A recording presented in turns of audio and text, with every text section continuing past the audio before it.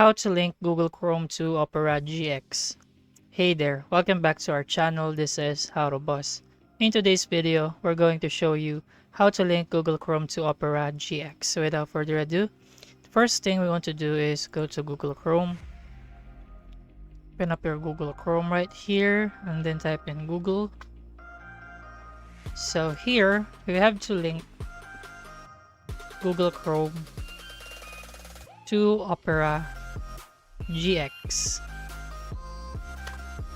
Click on that one here, and then here, as you can see, to do this, go to setting, type browser into search bar. Under default browser, there should be a button that says import bookmark and settings. Click it and browse import from and select what you want to import. So here, let's click on sync Opera with Google Chrome.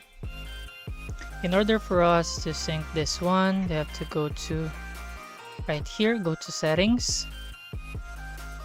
And the second part is under default browser, type browser. Browser right here. Click on default browser. Sync right here, manage what you sync. Control what you sync, review your sync data. So let's read again this one, default browser. Be a button that says, okay, right here. Let's go to default browser. Click on this one. Let's create this as default browser first. Click on that. Then refresh this,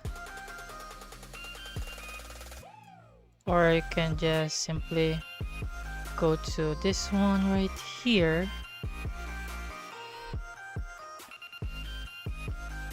So let's go Opera GX. Let's go open up our Google Opera GX. Go to settings. Let's go to settings right here. And then once you go to settings, go to